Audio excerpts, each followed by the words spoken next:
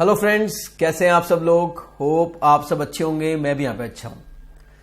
तो सर आज हम पढ़ेंगे हमारी इनकम टैक्स की अमेंडमेंट्स, यानी कि डायरेक्ट टैक्स की अमेंडमेंट्स। अब डायरेक्ट टैक्स में एक ही एक्ट है, इनकम टैक्स एक्ट, तो उसी की अमेंडमेंट्स अपने को पढ़नी है। सबसे पहली बात जो आज मैं अमेंडमेंट पढ़ाऊंगा आपको, अमेंडमेंट्स एप्लीकेबल, ये अमेंडमेंट्स एप्लीकेबल है फॉर जून 2020 एग्जाम्स। हालांकि सेम अमेंडमेंट्स नवंबर 2020 एग्जाम या दिसंबर 2020 एग्जाम्स के लिए भी है, लेकिन अभी तो आप जून 2020 एग्जाम दे रहे हैं तो उसके लिए ये अमेंडमेंट्स एप्लीकेबल है, पहली बात। दूसरी बात, सीएस के एग्जाम जुलाई में पोस्टपोन हो गए हैं, सीएमए के एग्जाम जुलाई में पोस्टपोन हो गए हैं। हो सकता है सीए वालों के एग्जाम भी जुलाई में पोस्टपोन हो जाएं, तब भी अमेंडमेंट यही रहेंगी। अगर कोई चेंज आएगा तो मैं आपको बता दूंगा।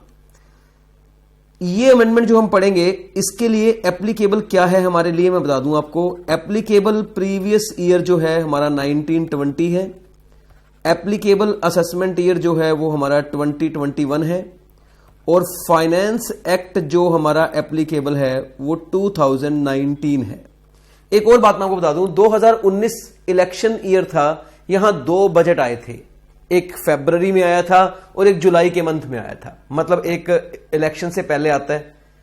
तो फरवरी में जो बजट आया था वो फाइनेंस नंबर 1 एक्ट हो गया 2019, और जो जुलाई में आया था वो फाइनेंस नंबर 2 एक्ट हो गया 2019। हम दोनों को कवर करेंगे, हम यहां पर दोनों को कवर करेंगे। आपके लिए ये बिल्कुल भी इंपॉर्टेंट नहीं है कि आप ये बाइफिकेशन सीखो कि कौन से वाला फाइनेंस नंबर 1 एक्ट का अमेंडमेंट है, कौन से वाला फाइनेंस नंबर 2 का अमेंडमेंट है। जब आपको दोनों एप्लीकेबल हैं तो आपको तो अमेंडमेंट्स आनी चाहिए, आपको तो पता होना चाहिए कि कहां कहां क्या चेंज हुआ है। Is it clear? तो मैं बता दूं, वैसे इलेक्शन ईयर जब भी होता है, जब भी इलेक्शन ईयर होता है तो दो बजट आते हैं, एक प्री इलेक्शन, एक पोस्ट इलेक्शन। ठीक है, तो इलेक्शन से पहले वाला बजट आया था, आपको याद होगा शायद, 2019 में पीयूष गोयल जी ने इसे प्रेजेंट किया था, पीयूष गोयल जी ने प्रेजेंट किया था। फिर जब इलेक्शन हो गए और हमारी फाइनेंस मिनिस्टर जो है वो निर्मला सीतारमण बनी, उन्होंने फिर जुलाई के मंथ में ये प्रेजेंट किया था। दो फाइनेंस नंबर 2 एक्ट जो है वो उन्होंने प्रेजेंट किया था। मैं दोनों की अमेंडमेंट आपको करवा दूंगा। एक और बात, एक और ऑर्डिनेंस पास हुआ था, taxation law ordinance amendment act, ordinance act pass हुआ था, उसमें भी कुछ अमेंडमेंट की गई थी, वो सितंबर के मंथ में आया था लगभग। वो अमेंडमेंट भी आपको एप्लीकेबल है, और जो मैं अमेंडमेंट करवाऊंगा इसके अंदर फाइनेंस नंबर 1 की अमेंडमेंट भी एप्लीकेबल, अमेंडमेंट इनकॉर्पोरेटेड है, फाइनेंस एक्ट नंबर 2 की भी अमेंडमेंट इनकॉर्पोरेटेड है, और जो ऑर्डिनेंस टैक्सेशन लॉ का आया था उसकी भी अमेंडमेंट इसके अंदर इनकॉर्पोरेटेड है। राइट?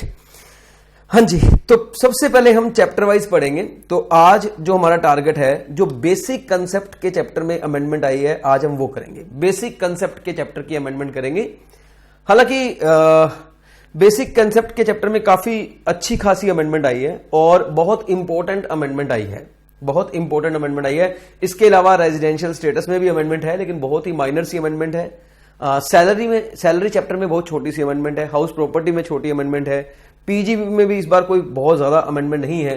कैपिटल गेन में तो नाम की अमेंडमेंट है, 1 या 2 अमेंडमेंट है बस। अदर सोर्स में कोई अमेंडमेंट नहीं है, क्लबिंग में कोई अमेंडमेंट नहीं है, सेट ऑफ में कोई अमेंडमेंट नहीं है, एग्रीकल्चरल में कोई अमेंडमेंट नहीं है, एएमटी में कोई अमेंडमेंट नहीं है। हालांकि सीए वाले स्टूडेंट्स के लिए एएमटी पहली बार आएगा, लेकिन कोई अमेंडमेंट नहीं है उसके अंदर बेसिकली। और अगर मैं बात करूं उसके बाद डिडक्शन में 2 नई डिडक्शन इनकॉर्पोरेटेड हुई हैं, तो डिडक्शन के चैप्टर में अमेंडमेंट है। उसके बाद में अगर बात करूं तो रिटर्न ऑफ इनकम जो हम फाइल करते हैं उसके चैप्टर में अमेंडमेंट है। उसके बाद टीडीएस के चैप्टर में अमेंडमेंट है। तो इन चैप्टर्स में अमेंडमेंट है, लेकिन फिर मैं बोलूंगा सबसे ज्यादा इंपॉर्टेंट अमेंडमेंट और सबसे ज्यादा बढ़िया अमेंडमेंट बेसिक कंसेप्ट के चैप्टर में ही आई है। Is it clear? तो आज हम बेसिक कंसेप्ट का चैप्टर करेंगे, बाकी अमेंडमेंट हो सकता है हमारी एक ही क्लास में हो जाए या 2 क्लास में हो जाए। चलिए बेसिक कॉन्सेप्ट का चैप्टर की अमेंडमेंट करते हैं। अब ध्यान सुनना सर प्लीज आप मेरी बात। सर सबसे पहला हमने पढ़ा हुआ है सबसे पहले हमने पढ़ा हुआ है रेट्स ऑफ टैक्स। इंडिविजुअल की बात करते हैं, रेट्स ऑफ टैक्स की बात करते हैं। आपने वो पढ़ा होगा, अगर कोई इंडिविजुअल है तो 0 से 2.5 लाख तक इनकम एग्जेम्प्ट होती है, फिर 2.5 लाख से 5 लाख तक 5%, फिर 5 लाख से 10 लाख तक 20%, फिर 10 लाख के ऊपर 30%। इसमें कोई अमेंडमेंट नहीं है। फिर वो जो बी कैटेगरी में लोग आते हैं जिनकी एज 60 ईयर और अबव है, और जो रेजिडेंट इन इंडिया है उनके लिए 3 लाख तक एग्जेम्प्ट होती है, फिर 3 से 5 लाख तक 5% होता है, फिर 5 लाख से 10 लाख तक 20% होता है, और फिर 10 लाख के ऊपर 30% होता है। इसमें भी कोई अमेंडमेंट नहीं है। फिर तीसरी कैटेगरी यानी कि ए कैटेगरी जो है वो उन इंडिविजुअल्स की होती है जिनकी एज 80 ईयर और मोर होती है, लेकिन साथ में वो लोग रेजिडेंट भी होते हैं। उनकी 0 से लेकर 5 लाख तक इनकम एग्जेम्प्ट होती है, फिर 5 लाख से लेकर 10 लाख तक जो रेट ऑफ टैक्स है वो 20% होता है, एंड देन 10 लाख के ऊपर रेट ऑफ टैक्स 30% होता है। इसमें भी कोई चेंज नहीं है। तो फर्स्ट ऑफ ऑल मैं बोलूंगा, अगर मैं बोलूं change in rate of tax, change in rate of tax, तो मेरा जवाब है there is a no change in the rate of tax, there is a no change in the rate of tax. Okay sir, change in the rate of tax नहीं है, तो पहला point तो ये हो गया हमारा। दूसरा पॉइंट की अगर हम बात करें, दूसरे पॉइंट की अगर हम बात करें, इसके बाद एक लगता है सरचार्ज, इसके बाद एक लगता है सरचार्ज, और फिर सरचार्ज ऐड करने के बाद एक लगता है health and education cess, health and education cess जो कि एट द रेट ऑफ 4% है। हेल्थ एंड एजुकेशन सेस में भी कोई चेंज नहीं है, वो एज इट इज 4% ही है। There will be no change in the health and education cess, but yes surcharge में there is a change, there is a lots of change. यहां पर डेफिनेटली चेंज है, और सर यही सबसे ज्यादा इंपॉर्टेंट चेंज है, यही सबसे ज्यादा इंपॉर्टेंट चेंज है, और इसे ही हमने करना है, इसे ही हमने सीखना है कि सरचार्ज की कैलकुलेशन कैसे होगी। That is very very important. तो आज की पहली अमेंडमेंट है change in the surcharge, change in the surcharge. Sir surcharge के बारे में थोड़ी सी बात मैं आपको बता दूं। पहले मैं बता दूं इस चेंज से पहले क्या था, अर्लियर क्या था, नाउ आज क्या है वो तो मैं सिखाऊंगा ही। वो अमेंडमेंट तो मुझे सिखानी आपको कि आज सरचार्ज के बारे में क्या है, लेकिन सरचार्ज पिछले साल तक क्या था वो मैं बताना चाहूंगा आपको। यानी कि अप टू, अगर मैं बोलूं फाइनेंस एक्ट 2018 तक सरचार्ज क्या था, तो वो मैं डिस्कस करूंगा आपके साथ। सर वहां था, अगर आपकी टोटल इनकम, अगर आपकी टोटल इनकम, अगर आपकी total income up to rupees 50 lakh है, अप टू रुपीज 50 लाख है, then there is a no surcharge, तो कोई सरचार्ज नहीं लगता था। Then there is a no surcharge, तो कोई सरचार्ज नहीं लगता था। अगर आपकी टोटल इनकम एक्सीडिंग 50 लाख है, एक्सीडिंग 50 लाख है, बट डज नॉट एक्सीड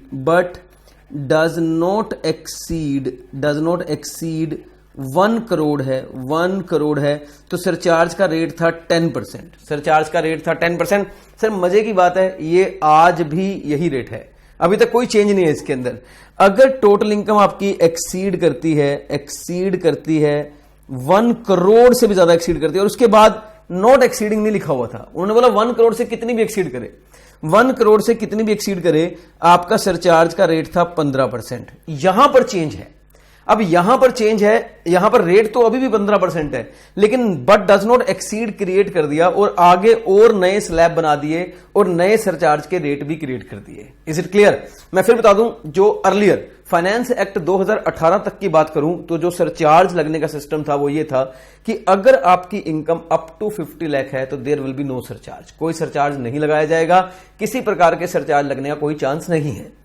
अगर आप गरीब इंसान है, 50 लाख तक कमाने वाले को गरीब माना गया है, तो सरचार्ज नहीं लगाएंगे। लेकिन अगर आपकी इनकम 50 लाख से ऊपर है लेकिन 1 करोड़ तक है, 1 करोड़ से एक्सीड नहीं करती है, तो आपका जो रेट ऑफ सरचार्ज है वो 10% है। आपको पता होगा सरचार्ज जो होता है वो टैक्स के ऊपर लगता है, सरचार्ज जो होता है वो टैक्स के ऊपर लगता है। हाँ, जो टैक्स बन के आता है आपका वो 5%, 20%, 30% वाला जो टैक्स टोटल बन के आता है उसके ऊपर लगता है, टोटल इनकम के ऊपर नहीं लगता। Surcharge is always on tax. तो सर सरचार्ज के कुछ नए रेट आ गए हैं। अब मैं एक छोटी सी डिस्कशन और करना चाहूंगा। चलो पहले मैं बता देता हूं नए रेट क्या है। बड़े ध्यान सुनना, बड़ा लंबी डिस्कशन है ये, बहुत लंबी डिस्कशन और बहुत इंपॉर्टेंट डिस्कशन है।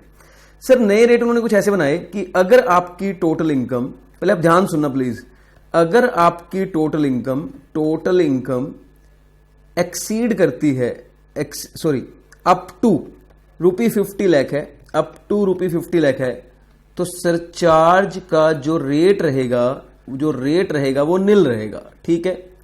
फिर लिखा उन्होंने कि अगर टोटल इनकम आपकी एक्सीड करती है 50 लाख से, but does not exceed 1 crore but does not exceed 1 crore, surcharge का रेट रहेगा 10%। सरचार्ज का रेट रहेगा 10%।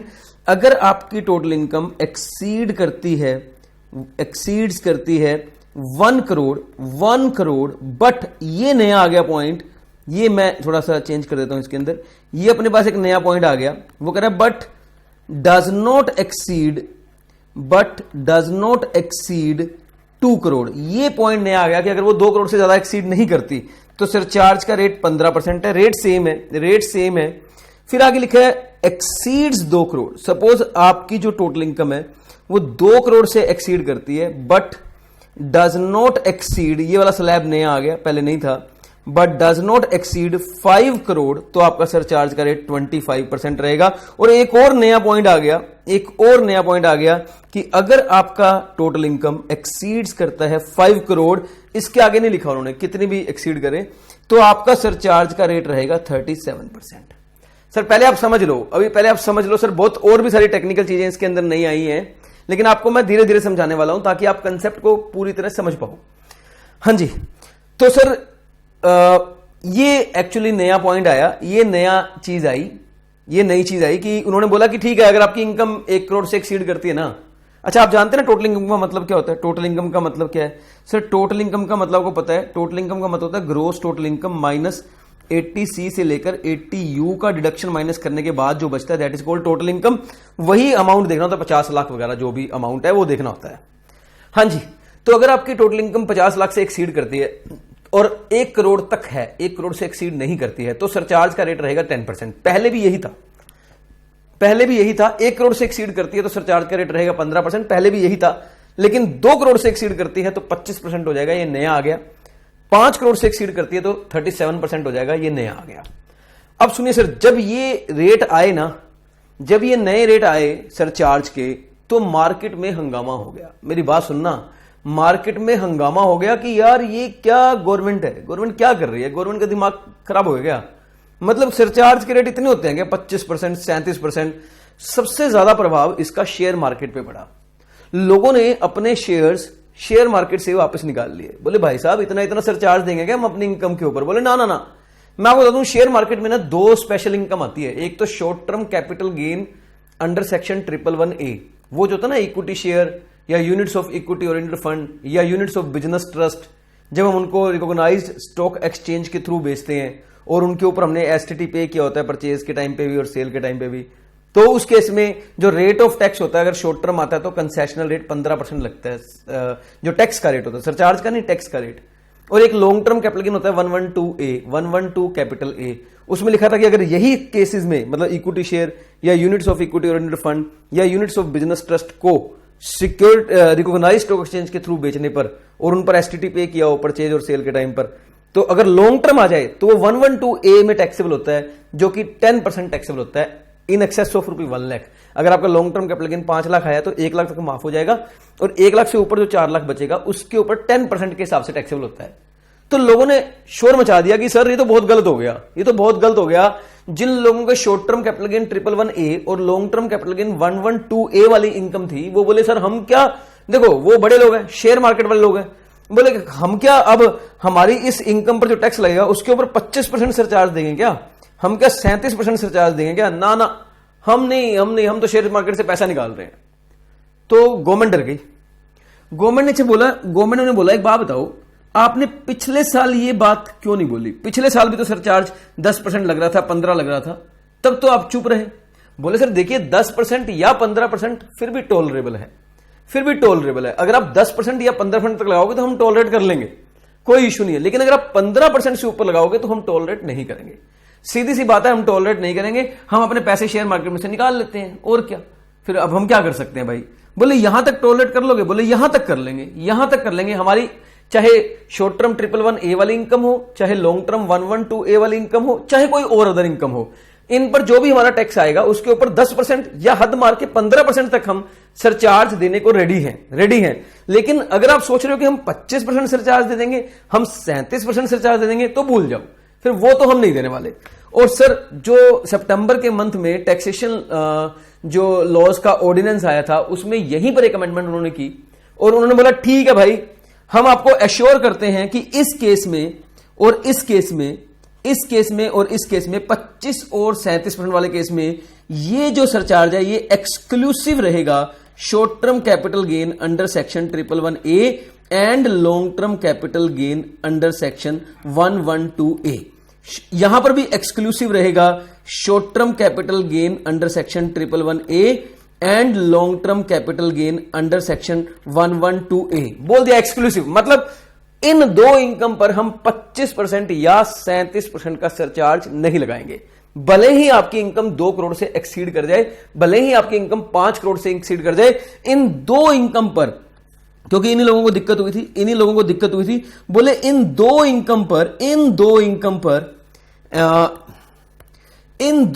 पर शॉर्ट टर्म 111A वाली इनकम पर और लॉन्ग टर्म 112A वाली इनकम पर हम लोग सरचार्ज 25 और 37 नहीं लगाएंगे। बोले कितना लगाओगे? बोले इन दोनों पर मैक्सिमम सरचार्ज 15 रहेगा, मैक्सिमम सरचार्ज 15 रहेगा। सर देखो, जो ऊपर वाले पॉइंट है ना, इन दोनों में एक्सक्लूसिव नहीं लिखा, क्योंकि यहां पर जो शेयर मार्केट के यूजर थे वो टॉलरेट करने को तैयार थे 10% और 15% के सरचार्ज को। वो पिछले साल भी टॉलरेट कर रहे थे, इस साल भी वो टॉलरेट करने को बिल्कुल रेडी थे। उन्होंने बोला यहां आप चाहे लिख दो inclusive of short term capital gain under section 111A and long term capital gain under section 112A, हमें कोई इशू नहीं है। 10% और 15% के अगर सरचार्ज की बात है तो कोई दिक्कत नहीं है। लेकिन अगर आपको लगता है हम हमारी शॉर्ट टर्म 111A और लॉन्ग टर्म 112A वाली इनकम के ऊपर 25 और 37% टैक्स देने वाले हैं, तो आप ये बात भूल जाओ, अब ये बात अपने दिमाग से निकाल दो। तो इसीलिए उन्होंने एक्सक्लूसिव वाला पॉइंट लिखा। यहां इन्होंने फिर लिख रहा हूं मैं, inclusive of short term capital gain under section 111A and long term capital gain 112A। तो यहां इंक्लूसिव है, यहां कोई इशू नहीं है। मतलब सर सीधी सीधी बात है, 50 लाख से अगर इनकम एक्सीड करती है और 1 करोड़ तक है तो आप समझो अमेंडमेंट हुई नहीं। 1 करोड़ से एक्सीड करती है, 2 करोड़ तक है तो समझो अमेंडमेंट हुई नहीं। लेकिन अगर 2 करोड़ से एक्सीड करती है या 5 करोड़ से एक्सीड करती है तो धमाकेदार अमेंडमेंट है कि सरचार्ज का रेट 25 रहेगा, लेकिन उसमें अगर शॉर्ट टर्म और लॉन्ग टर्म वाली इनकम इंक्लूड है तो उनके ऊपर सरचार्ज 15% ही रहेगा। और अगर 5 करोड़ से एक्सीड करती है तो सरचार्ज का रेट 37% रहेगा, लेकिन अगर उसके अंदर short term 111A and long term 112A include है तो उनके ऊपर मैक्सिमम रेट सरचार्ज का 15 ही रहेगा। प्लीज टेल मी, सरचार्ज का कंसेप्ट क्लियर हुआ या नहीं हुआ? अभी मैंने करवाया नहीं, अभी सिर्फ दिखाया है। बहुत लंबा टाइम लगने वाला है सरचार्ज के ऊपर, एक एक क्वेश्चन करवाने वाला हूं सर, सरचार्ज का एक एक क्वेश्चन। आप देखते रह जाओगे, सरचार्ज के इतने क्वेश्चन कराऊंगा, आप बोलोगे सर आप सरचार्ज का क्वेश्चन दे दो हमें, हम आपको करके दिखा देंगे क्या आंसर आएगा। मैं गारंटी दे रहा हूं आपको इस बात की। एनीवेज ठीक है, आपको ये समझ में आ गया। अब मैं ना आपको दिखाता हूं ये अमेंडमेंट को किस तरीके से गवर्नमेंट ने फ्रेम किया है। गवर्नमेंट ने एक टेबल बनाया, आप इस टेबल को देख लीजिए प्लीज। पहले मैं इस टेबल के ऊपर पढ़ा दूं। Surcharge rate, sir surcharge rate for individual HUF AOP BOI artificial juridical person, बस ये इनके लिए है। कंपनी, पार्टनरशिप फर्म, उनके जो रेट पहले थे वही है। ये सिर्फ individual HUF AOP BOI artificial juridical person के लिए है। As amended by taxation laws amendment ordinance 2019, हालांकि बाद में अमेंडमेंट एक्ट भी बन गया है, मतलब taxation laws amendment ordinance act बन गया है। ऑर्डिनेंस पास हो गया था, फिर बाद में एक्ट भी बन गया। तो मैंने अमेंडमेंट कवर कर दी है टैक्सेशन लॉज अमेंडमेंट ऑर्डिनेंस 2019 की। सर टेबल देखिए, टेबल आपको ना ये टेबल बड़ा मजेदार नहीं लगेगा, मैं बता रहा हूं। देखो आपको समझ में आ जाएगा, आप बोलोगे सर समझ में तो आ गया क्योंकि आपने पढ़ाया था। वो टोटल इनकम देखना, अगर एक्सीड करती है 50 lakh but does not exceed करती है 1 करोड़, आप बोलोगे सर सरचार्ज का रेट है 10%, मैं बोलूंगा सही है। अगर आपकी टोटल इनकम एक्सीड करती है 1 करोड़ बट एक्सीड नहीं करती 2 करोड़, आप बोलोगे सर सरचार्ज का रेट है 15%, मैं बोलूंगा वाह बेटा वाह, तेरे को तो क्लियर हो गया वाला पॉइंट। आप ये भी बोल दोगे, मुझे अच्छे से पता है कि सर ये including the income under the provisions of section 111A and 112A है, इसमें भी including the income under the provisions of section 111A and 112A है। वाह सर वाह, ये दोनों बातें हमें एकदम क्लियर हो गई, क्योंकि अभी अपने बैक साइड पे समझाया था। ठीक है सर, अगली बात भी क्लियर है कि अगर टोटल इनकम एक्सीड करती है 2 करोड़ रुपए पर एक्सीड नहीं करती 5 करोड़, 2 करोड़ से एक्सीड करती है, लेकिन 5 करोड़ से एक्सीड नहीं करती। सरचार्ज का रेट 25% आएगा। पता है आपको कि सरचार्ज का रेट 25% आएगा। अगर टोटल इनकम एक्सीड करती है 5 करोड़ रुपए, तो सरचार्ज का रेट जो आएगा वो 37% ऑफ सच इनकम टैक्स आएगा। ये बात भी आपको पता है। सर यहां समझने वाली बात है एक्सक्लूडिंग। आप बोलोगे सर हमें मालूम है 25 और 37 वाले केस में short term 111A and long term 112A को एक्सक्लूड करना है, क्योंकि उनके ऊपर मैक्सिमम सरचार्ज 15 रहेगा। Excluding the income under the provision of section 111A and section 112A, यहां भी लिखा हुआ है excluding the income under the provision of section 111A and section 112A। वाह सर वाह। लेकिन एक मजे की बात, ये चौथा पॉइंट क्या है, ये मतलब 5th पॉइंट क्या है, ये तो मैंने बताया ही नहीं। ये क्या आ गया, ये पॉइंट क्या आ गया सर? इस पॉइंट के बाद तो मतलब समझो कि क्या हो गया, ये क्या बन गया। 5th पॉइंट कहता है कि अगर टोटल इनकम एक्सीड करती है 2 करोड़ रुपए, पर वो कवर्ड नहीं है under clause C and D मतलब टोटल इनकम 2 करोड़ से ज्यादा है, लेकिन वो C और D में कवर्ड नहीं है, C और D में कवर्ड नहीं है, तो इसमें इंक्लूडिंग रखेंगे आप provision of section 111A and 112A और रेट रहेगा 15%। अब कंफ्यूजन का एरिया बन गया। ये वाला पॉइंट समझ में नहीं आया भाई, ई क्या पॉइंट है, ये बिल्कुल क्लियर नहीं हुआ हमें, बाकी सारा पॉइंट क्लियर है। ओके चलिए सर, मेरा ऑब्जेक्टिव पूरा हो गया कि आपको समझ में आ गया हम कहां फंसे हैं। ऑब्वियसली सबसे पहले तो इंसान को यह पता लगना चाहिए मैं फंस कहां गया। भाई सीधी सी बात है, सॉल्यूशन उन्हीं प्रॉब्लम्स का मिलता है जो प्रॉब्लम आइडेंटिफाई होती है। अगर आपकी प्रॉब्लम ही आइडेंटिफाई नहीं है तो सॉल्यूशन किसका ढूंढ रहे हो भाई तुम? तो प्रॉब्लम तो आइडेंटिफाई हो गई, प्रॉब्लम तो आइडेंटिफाई हो गई। सर मैंने ना इस पूरे चार्ट को, इस पूरे मतलब टेबल को एक चार्ट में बनाया है। मैं आपको एक चार्ट दिखाने वाला हूं, मेरी बात सुनो, मैं एक चार्ट दिखाने वाला हूं। मैं चाहूंगा आप ये टेबल पढ़ो ही मत। आप बोलो सर हमें तो याद हो गया, ई पॉइंट को छोड़कर ABCD तो याद हो गया। सर उसमें लिखा है टोटल इनकम 50 लाख से ऊपर 1 करोड़ तक सरचार्ज 10% इंक्लूडिंग है, 1 लाख से ऊपर है, 1 करोड़ से ऊपर है, 2 करोड़ तक है तो 15% है इंक्लूडिंग है, 2 करोड़ से ऊपर है 5 करोड़ तक है तो 25% है एक्सक्लूडिंग है, 5 करोड़ से ऊपर है तो 37% है एक्सक्लूडिंग है। हमें तो याद हो गया। याद तुम्हें हुआ है लेकिन समझ में कुछ नहीं आया, अब आएगा। मैं आपको एक चार्ट करवाऊंगा, प्लीज मेरे साथ वो चार्ट समझ लेना। अगर वो आपको चार्ट समझ में आ गया ना, तो उस चार्ट के बेस पर मैं आपको 6 क्वेश्चन करवाऊंगा। मेरी बात सुन लो, उस चार्ट के बेस पर मैं आपको 6 क्वेश्चन करवाऊंगा। एक चार्ट समझाऊंगा सरचार्ज का और 6 क्वेश्चन करवाऊंगा। अगर आपने वो 6 क्वेश्चन मेरे साथ कर लिए, मैं आपको लिख के दे रहा हूं, आपका कोई भी क्वेश्चन पेपर में सरचार्ज से रिलेटेड अगर आएगा तो वो गलत नहीं होगा, तो वो गलत नहीं होगा, आप सही करके आओगे। ठीक है, समझाओ सर, चार्ट समझाओ फटाफट, मजा आ जाए। आ जाओ मेरे साथ, आ जाओ फटाफट। चार्ट देखो सर, आपने चार्ट मेरे साथ बनाना है, हालांकि मैंने आपके नोट्स में भी डाला है, मैंने आपके नोट्स में डाला है। सर जिनको ये नोट्स चाहिए, जो नोट्स मैंने आपको लगा रखे हैं PDF, अगर आपको ये नोट्स चाहिए तो आपको कांटेक्ट करना पड़ेगा। एक नंबर दे रहा हूं आपको 9818406929। इस नंबर पर आप कांटेक्ट करिए और वहां बोलिए कि हमें जो डायरेक्ट टैक्स की अमेंडमेंट है उनका PDF चाहिए अमेंडमेंट्स का, तो आपको ये अमेंडमेंट का PDF मिल जाएगा और फिर आप उस अमेंडमेंट को PDF के साथ देख सकते हो। ठीक है सर, टोटल इनकम को ना मैंने 2 कैटेगरी में बांट लिया, does not exceed 2 crore and exceed 2 crore. ठीक है, total income does not exceed 2 crore, total income exceed 2 crore. Does not exceed 2 crore को मैंने आगे 2 पार्ट में बांट लिया, does not exceed exceed 50 lakh but does not exceed 1 crore, exceed 1 crore but does not exceed 2 crore. Okay, अब उसको एक बार भूल जाओ, एक्सीड 2 करोड़ को इधर ही देखो आप।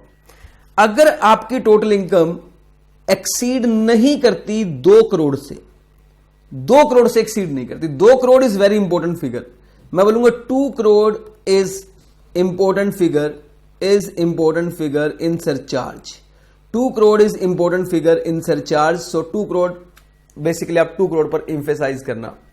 आपकी इनकम अगर 2 करोड़ से एक्सीड नहीं करती, चलो उसमें 2 बातें हो सकती है, 50 लाख से एक्सीड कर रही है लेकिन 1 करोड़ से एक्सीड नहीं कर रही, तो सर सरचार्ज का रेट रहेगा 10% ऑफ टैक्स। सरचार्ज का रेट रहेगा 10% ऑफ टैक्स। और मैं कुछ नहीं बोल रहा हूं इंक्लूसिव एक्सक्लूसिव, कुछ नहीं बोल रहा हूं, मैंने बोला टोटल इनकम। और मेरी टोटल इनकम का मतलब सिर्फ टोटल इनकम है, चाहे उसमें लॉन्ग टर्म कैपिटल गेन है, चाहे उसमें शॉर्ट टर्म कैपिटल गेन है, चाहे नहीं है। तो आपकी अगर टोटल इनकम एक्सीड करती है 50 लाख बट वो 1 करोड़ से एक्सीड नहीं करती, तो जो भी आपका इनकम टैक्स बन के आया है उसका 10% आपको सरचार्ज देना पड़ेगा। अगर आपकी टोटल इनकम 1 करोड़ से एक्सीड करती है लेकिन 2 करोड़ से एक्सीड नहीं करती, क्योंकि देखो 2 करोड़ से एक्सीड नहीं करनी चाहिए, हमारी इंपॉर्टेंट फिगर है 2 करोड़, 2 करोड़ से एक्सीड नहीं करती तो आपका सरचार्ज का रेट रहेगा 15% ऑफ सच इनकम टैक्स। फिर से मैंने कोई बाइफर्केशन नहीं किया, शॉर्ट टर्म, लॉन्ग टर्म और अदर इनकम का सब मिक्स है। ठीक है सर, यहां तक तो हमें क्लियर हो गया, समझ में आ गया। इधर आ जाओ, अगर आपकी टोटल इनकम एक्सीड करती है 2 करोड़, ठीक है सर, अगर आपकी टोटल इनकम एक्सीड करती है 2 करोड़, ठीक है सर, 2 करोड़ एक्सीड करती है, तो लोग कहते हैं इस 2 करोड़, अब 2 करोड़ इज इंपॉर्टेंट फिगर, मैंने बोला था 2 करोड़ इंपॉर्टेंट फिगर है। लोग कहते हैं अगर आपकी इनकम 2 करोड़ से एक्सीड करती है तो आप इसे 2 कैटेगरी में बांटो, 2 कैटेगरी में बांटो। एक, इस टोटल इनकम जो आपकी 2 करोड़ से एक्सीड करती है, इसमें short term capital gain under section 111A and long term capital gain 112A अलग कर लो, अलग कर लो, अलग कर लो, अलग कर लो। मान लो मेरी टोटल इनकम 2 करोड़ 40 लाख है, मान लो मेरी टोटल इनकम 2 करोड़ 40 लाख है। सर ठीक है, पहले तो क्या मेरी टोटल इनकम 2 करोड़ से एक्सीड करती है? हाँ सर, आप बता रहे हो आपकी income, total income 2 crore 40 lakh है, तो 2 करोड़ से एक्सीड करती है, बिल्कुल सही जवाब। सपोज करो इसमें short term 111A and long term 112A दोनों मिलाकर 50 लाख रुपए हैं, दोनों मिलाकर 50 लाख है। ओके सर, तो 2 करोड़ 40 में से 50 अलग कर लो, 50 अलग कर लो। सर कर लिए। अब बताओ मेरी इनकम, टोटल इनकम इसके अलावा कितनी बची? सर आपकी टोटल इनकम 2 करोड़ 40 लाख थी, जिसमें से 50 lakh short term 111A and long term 112A है, तो बैलेंस इनकम आपकी बच गई सर 1 करोड़ 90 लाख। बिल्कुल सही है। मैं आपसे बस यही जानना चाहूंगा, मैंने ये क्यों करके दिखाया, मैं हर बार पूछूंगा बताओ टोटल इनकम कितनी है, आप बताओगे इतनी है। मैं पूछूंगा क्या 2 करोड़ से ऊपर है, आप बोलोगे हाँ। मैं बोलूंगा इसमें से अलग करो, आप वो कर ली, मैं बोलूंगा बताओ बाकी कितनी है। बस ये क्वेश्चंस पूछूंगा। तो सर बैलेंस इनकम, ये जो शॉर्ट टर्म 111A है और लॉन्ग टर्म 112A है, इसे अलग कर लो और इसके ऊपर जो सरचार्ज का रेट है वो 15% ही लगेगा। अब आप भूल जाओ आपकी टोटल इनकम कितनी है, 2 करोड़ है, 5 करोड़ है, 10 करोड़ है, 50 करोड़ है, मतलब 2 करोड़ से ऊपर होनी चाहिए, कितनी भी है, इनके ऊपर तो सरचार्ज का रेट यही रहेगा। जो बैलेंस इनकम बची है ना, वो 3 हो सकती है। कैसे हो सकता है? वो अप टू 2 करोड़ हो, जैसे मैंने अभी एग्जांपल ली थी, 2 करोड़ 40 लाख रुपए मेरी टोटल इनकम थी, जिसमें से 50 लाख रुपए मेरा short term capital gain 111A था और लॉन्ग टर्म 112A था। तो आपने 50 लाख अलग कर दिया, 50 लाख मेरा यहां आ गया उस एग्जांपल के हिसाब से। मान लो मेरी टोटल इनकम 2 करोड़ 40 लाख है, 50 लाख यहां आ गया, तो यहां कितना बचा मेरा? यहां बचा सर आपका 1 करोड़ 90 लाख। तो क्या वो अप टू 2 करोड़ है? यस सर, तो वो यहां आ जाएगा बाकी अप टू 2 करोड़ के अंदर, यानी कि 1,90,000। सर दूसरी एग्जांपल ले लो, हो सकता है मेरी टोटल इनकम 3 करोड़ 40 लाख हो सकता है सर, हो सकता है आपकी टोटल इनकम 3 करोड़ 40 लाख हो। अब सर मैं पूछूंगा अच्छा मेरी टोटल इनकम क्या 2 करोड़ से ऊपर है? आप बोलोगे हाँ सर आपकी टोटल इनकम 3 करोड़ 40 लाख है, इसका मतलब 2 करोड़ से ऊपर है। मैं बोलूंगा इसमें से शॉर्ट टर्म लॉन्ग टर्म अलग कर दो।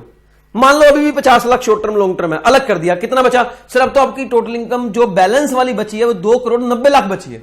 बैलेंस वाली इनकम आपकी 2 करोड़ 90 लाख बची है, तो क्या वो अप टू 2 करोड़ है? नहीं सर, वो आपकी एक्सीडिंग 2 करोड़ है, क्योंकि वो 2 करोड़ 90 लाख बची है, तो वो एक्सीडिंग 2 करोड़ है। एक्सीडिंग 2 करोड़ है, लेकिन एक्सीडिंग 5 करोड़ नहीं है, एक्सीडिंग 5 करोड़ नहीं है। सपोज मेरी टोटल इनकम 5 करोड़ 6 करोड़ 40 लाख है, मान लो मेरी टोटल इनकम 6 करोड़ 40 लाख है, मान लो हो सकती है।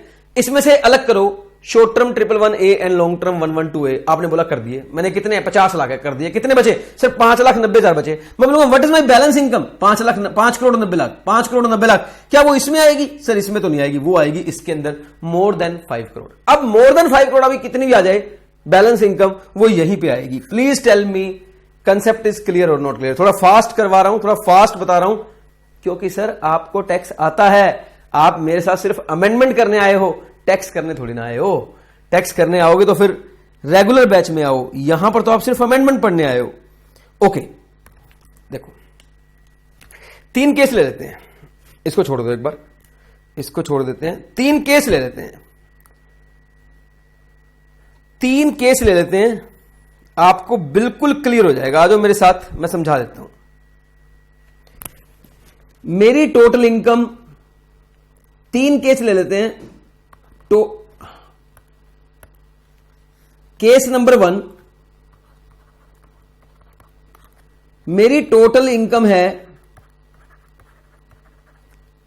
2 करोड़ 40 लाख, 2 करोड़ 40 लाख। और मैं आपको बता दूं, इसमें से 50 लाख मेरा short term capital gain under section 111A वाला है और 1,90,00,000 मेरी अदर इनकम है। ठीक है सर। अब दूसरा केस ले लो, केस नंबर 2 ले लो। मेरी टोटल इनकम 3,40,00,000 है। इसमें से 50 लाख मेरा short term capital gain under section 111A वाला है और 2,90,00,000 मेरी अदर इनकम है। 2,90,00,000 मेरी अदर इनकम है। ठीक है सर। केस नंबर 3 ले लो। मेरी टोटल इनकम 6,40,00,000 है। 6,40,00,000 है, जिसमें से 50 लाख रुपए एग्जांपल के लिए मान लो मेरा short term capital gain under section 111A वाला है और 5,90,00,000 मेरी अदर इनकम है। ठीक है, ठीक है, ठीक है, ठीक है, ठीक है। तो ये 3 केस बट गए मेरे, 3 केस बट गए। तो पहला केस वो बच गया जहां मेरी other income up to 2 crore है। अदर इनकम मेरी अप टू 2 करोड़ है। दूसरा केस वो बच गया जहां मेरी other income up to 5 crore है बट एक्सीडिंग 2 करोड़ है। एक्सीडिंग 2 करोड़ है बट अप टू 5 करोड़ है। तीसरा केस वो बन गया जहां मेरी टोटल इनकम एक्सीडिंग 5 करोड़ है। यहां अप टू वाला कोई इश्यू नहीं है। सर अब सरचार्ज के रेट क्या रहेंगे? सर सुनो, मैं यही समझाऊंगा फिर वहां दिखाऊंगा। सर इधर सरचार्ज का रेट रहेगा 15%। जो भी इस इनकम के ऊपर टैक्स आएगा उस टैक्स के ऊपर सरचार्ज का रेट रहेगा 15%। इधर भी रहेगा 15%, इधर भी रहेगा 15%, क्योंकि शेयर होल्डर को यही प्रॉमिस किया गया था कि आप शेयर मार्केट से शेयर मत निकालिए। जो आपकी शॉर्ट टर्म वाली या लॉन्ग टर्म वाली इनकम है उस पर तो सरचार्ज 15% ही रहेगा। लेकिन जो अदर इनकम है अगर वो अप टू 2 करोड़ होगी तो इस पर भी 15 ही लगा देंगे। अगर वो मोर देन 2 करोड़ होगी तो फिर सर 25 लगाएंगे और अगर वो मोर देन 5 करोड़ होगी तो 37% लगाएंगे। प्लीज टेल मी सरचार्ज किस तरीके से बनाया गया है, आपको क्लियर हुआ या नहीं हुआ? आपको क्लियर हुआ नहीं? ये वाला आप याद कर लो केस, ये वाला चार्ट आप याद कर लो। आप देखो, आपको मजा आ जाएगा क्वेश्चन करने में। मैं सच कह रहा हूं, सच कह रहा हूं मेरे बच्चों, मजा आ जाएगा क्वेश्चन करने में। आप बोलोगे सर इतने आसानी से भी समझ में आता है, हमने कभी सोचा ही नहीं था। मैं कह रहा हूं आप 2 भागों, आप पहले ये डिसाइड करो कि आपकी टोटल इनकम 2 करोड़ से ऊपर है भी या नहीं है। अगर नहीं है फिर तो केस ही खत्म, फिर तो सीधा 10% या 15% ही सरचार्ज आएगा और आपको शॉर्ट टर्म लॉन्ग टर्म को अलग करके देखने की जरूरत नहीं पड़ेगी। लेकिन मान लो आपकी टोटल इनकम 2 करोड़ से ऊपर है तो आपको फिर बाइफर्केशन करना ही पड़ेगा। टोटल इनकम अगर आपकी 2 करोड़ से ऊपर है तो बाइफर्केशन करना पड़ेगा और उस केस में आपको जो उस टोटल इनकम 2 करोड़ से ऊपर है उसमें से जो शॉर्ट टर्म लॉन्ग टर्म वाला हिस्सा है उस पर 15 लगाना है और जो बैलेंस बचा है वो कितना बचा है इस बात पर डिपेंड करेगा। अगर वो अप टू 2 करोड़ बचा है तो उस पर भी 15% लगाना है और अगर वो 2 करोड़ से ज्यादा है लेकिन अप टू 5 करोड़ है तो उसके ऊपर 25% लगाना है और अगर वो 5 करोड़ से भी ज्यादा है तो उसके ऊपर 37% लगाना है। आइए दिखा देता हूं सेम टू सेम चीज, आप भी क्या याद रखोगे। टोटल इनकम है डज नॉट एक्सीड 2 करोड़, आप कर चुके हो मेरे साथ। बैलेंस इनकम अगर अप टू 2 करोड़ है तो इस पर भी 15% लगेगा। बैलेंस इनकम अगर मोर देन 2 करोड़ है तो 25% लगेगा और बैलेंस इनकम अगर मोर देन 5 करोड़ है तो 37% लगेगा। Please tell me guys, please tell me the concept of surcharge newly introduced is clear to you all or not? Sir clear तो हो गया, सर क्लियर तो हो गया, लेकिन क्वेश्चन करे बगैर मजा कैसे आएगा? ये हुई ना बात, ये हुई ना मजेदार बात। मैं तो कहता हूं क्वेश्चन के बगैर कंसेप्ट कभी क्लियर हो ही नहीं सकते। For clarity of the concept there must be some questions also. हां, क्वेश्चंस कितने करने हैं ये हमारी प्रैक्टिस पे डिपेंड करता है, लेकिन क्वेश्चन होने चाहिए।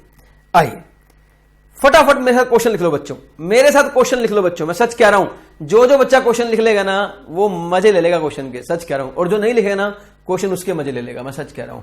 तो क्वेश्चन लिख लो बच्चों।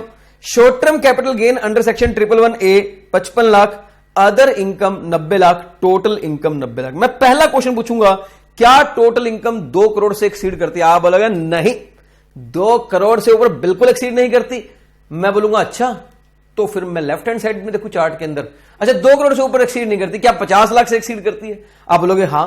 मैं बोलूंगा 1 करोड़ से तो नहीं करती ना? बोले नहीं, 50 से 1 करोड़ के बीच में। तो सर कोई टेंशन नहीं है, टैक्स निकाल दो इसके ऊपर और जो भी टैक्स आएगा उसका 10% सरचार्ज लगा देना।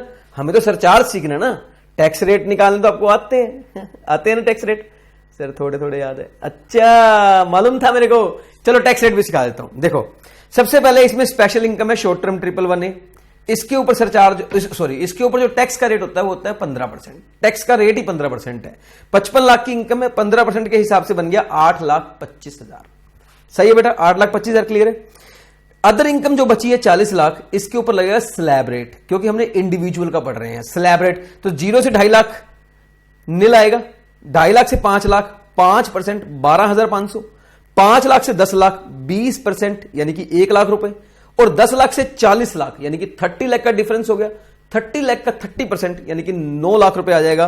टोटल आपका आ गया। अब जो टोटल देखोगे ना, आप टोटल देखोगे, ये टोटल आएगा आपका, ये टोटल आएगा 9 1 10 10 और 8 18, 18,25,000, 18,37,500 आ गया, 18,37,500 आ गया।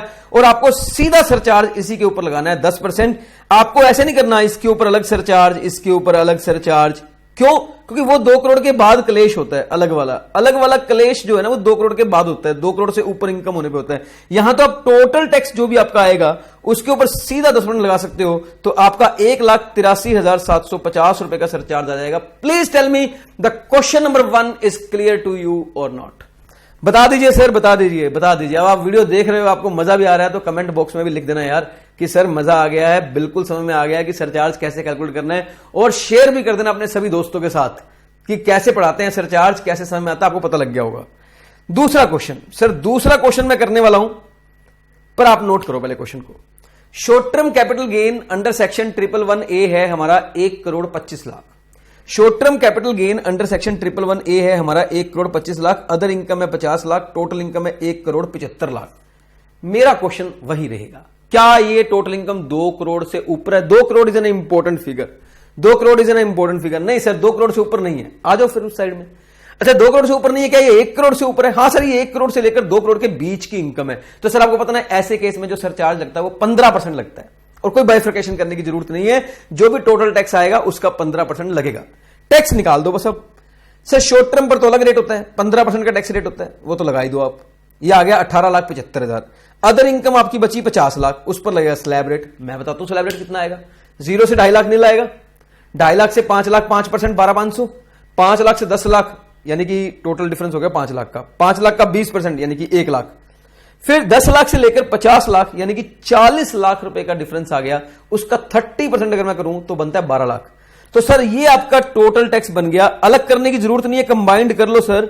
अलग मैं करूंगा जब मेरी इनकम 2 करोड़ से ऊपर होगी ना, तब मैं अलग करूंगा। तो सर ये आपका टोटल टैक्स बन गया जी 12 और 1 13, 13 और 18 31 लाख 75, 85 87 31,87,500, 31,87,500 टोटल टैक्स बन गया है। इसके ऊपर स्ट्रेट फॉरवर्ड सरचार्ज लग जाएगा 15%। इसके ऊपर सरचार्ज लग जाएगा 15%। Please tell me question number 2 is clear और not clear? I hope it is clear. Sir अब मैं क्वेश्चन नंबर 3 की तरफ चलता हूं। क्वेश्चन नंबर 3 जो है वो है short term capital gain under section 111A 1 crore 9 lakh, और अदर इनकम है 3 करोड़, और मेरी टोटल इनकम है 4 करोड़ 9 लाख। सर आ गया मजेदार क्वेश्चन आ गया सर, मजेदार क्वेश्चन। मैं सच कह रहा हूं। पहले बताओ आपकी टोटल इनकम 2 करोड़ से ऊपर है कम है? सर हमारी टोटल इनकम 2 करोड़ से ऊपर है, 2 करोड़ से ऊपर है। आ जाओ 2 करोड़ से ऊपर है। हाँ सर 2 करोड़ से, बाइफिकेशन करना पड़ेगा, कर लेते हैं सर। इनमें से इस 2 करोड़ की टोटल इनकम में से, यानी 2 करोड़ से ऊपर जो है, मतलब 4 करोड़ 9 लाख में से आपको शॉर्ट टर्म या लॉन्ग टर्म अगर कोई है तो उसे अलग कर दो। सर 1 करोड़ 9 लाख है, मैं उसे अलग कर दो तो बाकी 3 करोड़ बची। ठीक है सर, आप यहां देखो टोटल इनकम है आपकी 4.09 करोड़, इसमें से आपने शॉर्ट टर्म वाली अलग कर दी 1.09 करोड़, तो आपकी बच गई 3 करोड़। आप बताओ जो आपकी अदर इनकम है, अदर बैलेंस इनकम, क्या वो अप टू 2 करोड़ है, या 2 से 5 के बीच में है, या 5 से ऊपर है? सर वो 2 to 5 के बीच में है। जो अदर इनकम हमारी आ रही है वो 2 to 5 के बीच में आ रही है। सर आपको पता है इस पर तो सरचार्ज का रेट 15% ही लगेगा, इसके ऊपर लगेगा सर 25%, क्योंकि ये 2 करोड़ से ऊपर है। अगर ये भी अप टू 2 करोड़ होती तो इसके ऊपर भी 15 लगता, लेकिन अब ये 2 करोड़ से ऊपर है तो इसके ऊपर लगेगा 25% का surcharge. Please tell me the concept is clear और नॉट क्लियर? क्लियर है सर, क्लियर है, मजा आ रहा है, कोई दिक्कत नहीं है। मजे लेना चाहिए बेटा, जिंदगी में मजे ही सब कुछ होते हैं। Tax on short term capital gain under section 111A, पहले इसका टैक्स निकाल लो अलग से। इसका टैक्स अलग क्यों करते हैं? क्योंकि ये स्पेशल इनकम है, ये स्पेशल रेट पर टैक्स होती है, बाकी इनकम स्लैब रेट पर टैक्स होती है। तो सर 1 करोड़ 9 लाख का 15%, मोटा मोटा 15 लाख समथिंग आ जाएगा, 16,35,000 आ गया। बाकी जो 3 करोड़ की इनकम है इसके ऊपर स्लैब रेट, 3 करोड़ की इनकम के ऊपर स्लैब रेट लगा दो यार। 0 से 2.5 लाख तक नील, 2.5 लाख से 5 लाख तक 12,500, 5 लाख से 10 लाख तक 1 लाख।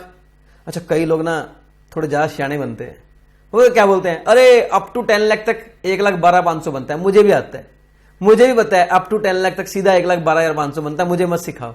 लेकिन आराम आराम से कर लोगे ना तो कुछ हो नहीं जाएगा, समझ में, आराम आराम से कर लो, बढ़िया रहेगा। ज्यादा चालाक बनने की जरूरत नहीं होती, बढ़िया बढ़िया करो आराम से तसल्ली से। टाइम बहुत होता है एग्जाम के अंदर, ये मत सोचना टाइम कम पड़ जाएगा भाई। टाइम एग्जाम के अंदर, टाइम एक ऐसी चीज है बहुत होता है, जिसे सब कुछ आता होता है उसके लिए भी बहुत होता है, जिसे कुछ नहीं आता उसके लिए भी बहुत होता है। तो टाइम की कमी कभी नहीं पड़ती।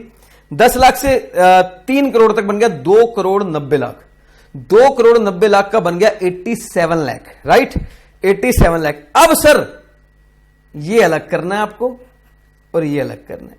सर 16,35,000 पर जो सरचार्ज का रेट है वो 15% है, और इसके ऊपर जो सरचार्ज का रेट बनेगा वो 25% बनेगा। देखो मैंने कैसे लिखा है, ये टोटल टैक्स बन गया, लेकिन सरचार्ज जो है वो 16,35,000 के ऊपर 15% लगाया जा रहा है, और बैलेंस इनकम यानी कि 87 और 88,12,500 के ऊपर 25% लगाया जा रहा है। 88,12,500 के ऊपर 25% लगाया जा रहा है। प्लीज टेल मी, आपको सरचार्ज का ये जो गेम है वो गेम प्लान आपको क्लियर हुआ या नहीं हुआ कि सरचार्ज कैसे लगाते हैं? आई hope it is clear. Question number 4 देखो सर, क्वेश्चन नंबर 4 देखो सर, 6 क्वेश्चन है, 6 क्वेश्चन आप कर लो, देखो मजा आ जाएगा। आप बोलोगे सर क्या बात है, 6 क्वेश्चन कर लिए, पूरा सरचार्ज क्लियर हो गया। पढ़ो, short term capital gain under section 111A है 1 करोड़ 15 लाख, अदर इनकम है 6 करोड़, टोटल इनकम होगी 7 करोड़ 15 लाख। मैं पहला क्वेश्चन पूछूंगा, क्या टोटल इनकम 2 करोड़ से ऊपर है बेटा? आप बोलोगे सर ऊपर ही ऊपर है, टेंशन मत लो। मैंने बोला ये था इसमें से शॉर्ट टर्म और लॉन्ग टर्म वाले कितने हैं? आपने बोला सर वो तो 1 करोड़ 15 लाख है। मैंने कहा बाकी कितने हैं? बोले 6 करोड़ है। मैं कहा ये छोड़, तू 1 करोड़ 15 लाख को छोड़, मुझे ही पता है इस पे 15% लगना है, ये बता बाकी जो बचा है वो कितना है? सर वो तो 6 करोड़ है। तो वो कौन से स्लैब में आता है? अप टू 2 करोड़ वाले में आता है ना, 2 to 5 वाले में आता है ना, 5 से ऊपर वाले में आता है? हाँ, तो इसके ऊपर 37% लगेगा। बता दो सच ईमानदारी से, क्लियर हुआ है नहीं हुआ? सर बिल्कुल क्लियर हो गया। टैक्स निकाल दूं, tax on short term 111A 1 crore 15 lakh का 15% सर बनता है 17,25,000। Tax on other income 6 crore तक का स्लैब रेट लगाना है, लगा देंगे यार। 0 से 2.5 लाख तक नील होता है, 2.5 से 5 लाख तक का 5% 12,500 होता है, 5 लाख से 10 लाख तक का 20% 1 लाख होता है, और फिर 10 लाख से 6 करोड़ यानी कि 5 करोड़ 90 लाख, 5 करोड़ 90 लाख का 30% जो आपका टैक्स बनेगा वो बनेगा 17 करोड़ 1 करोड़ 77 लाख, 1 करोड़ 77 लाख। तो 30% वाला टैक्स बना है, और कमाओ इतने पैसे टैक्स तो देना ही पड़ेगा। सर अब जो टैक्स लगेगा ना वो इस वाले पर लगेगा 15% और इन अमाउंट पे लगेगा 37%, ठीक है ना? तो आप एक बार तो टोटल टैक्स लिखोगे नीचे, एक बार तो टोटल लिखोगे 1 करोड़ 95,37,500, लेकिन जब सरचार्ज लगाओगे ना तो 17,25,000 का 15% ऐड करोगे और 1 करोड़ 78 लाख, ये जो बना 1 करोड़ 78 लाख 12,500 का 37%। प्लीज टेल मी सर चारों क्वेश्चन क्लियर हो गए या नहीं हो गए? 2 और प्रश्न मेरे पास हैं, फिर सरचार्ज आपकी ग्रिप में है, फिर आपको सरचार्ज बिल्कुल क्लियर है, ठीक है sir. Question number 5, question number 5 बड़ा इंटरेस्टिंग है। Short term 111A 1 crore 5 lakh है और अदर इनकम 1 करोड़ 10 लाख है। टोटल इनकम कितनी है? Sir total income 2 crore 25 lakh है। मैं क्वेश्चन फिर पूछूंगा, क्या टोटल इनकम 2 करोड़ से ऊपर है? आप बोलोगे सर यस, हमारी टोटल इनकम जो है वो एक्सीडिंग 2 करोड़ है। मैं कहूँ बाइफिकेशन करो भाई। आप बोलोगे सर 1.5 करोड़, तो फिर वो शॉर्ट टर्म वाले में, इसको छोड़, बैलेंस बता। आपने बोला सर बैलेंस तो 1 करोड़ 10 लाख है, 1 करोड़ 10 लाख बैलेंस, हाँ सर बैलेंस जो अदर इनकम है वो 1 करोड़ 10 लाख है। तो ये कौन से स्लैब में आती है? सर ये अप टू 2 करोड़ में आती है, तो इसके ऊपर भी 15% सरचार्ज लगेगा, इसके ऊपर भी 15 लगेगा। अब आप चाहो तो बाइफिकेशन मत करो, टोटल टैक्स निकाल लो और सीधा 15 लगा दो, क्योंकि देखो दोनों में रेट 15 ही लग रहा है, दोनों में रेट 15 ही लग रहा है। तो सर मैं टैक्स निकाल दूं, short term 111A 1 crore 5 lakh का 15% बनता है सर 15,75,000। अदर इनकम पर 1 करोड़ 10 लाख है, तो 0 से 2.5 लाख तक नील, 2.5 लाख से 5 लाख तक 5% 12,500, 5 लाख से 10 लाख तक 20% 1 लाख, और फिर 10 लाख से लेकर 1 करोड़ 10 लाख तक यानी कि 1 करोड़ का 30% सीधा सीधा 30 लाख आ गया। टोटल बन गया 31 लाख 12,500, तो ये बन गया, और 15 लाख वो बन गया, 46 लाख 87,546,87,500। सर आप सरचार्ज कंबाइंड लगा दो 15%, आपको इसे अलग और इसे अलग करने की जरूरत नहीं है क्योंकि सरचार्ज का रेट दोनों ही केस में 15% है। तो सर यस, सरचार्ज का रेट लग गया 15%। Please tell me sir question number 5 is clear और not clear? I hope it is clear. Question number 6 की बात करें, बिल्कुल सेम क्वेश्चन है, बिल्कुल सेम क्वेश्चन है। आपकी टोटल इनकम है 2,15,00,000, 2,15,00,000। अब क्या किया जाए?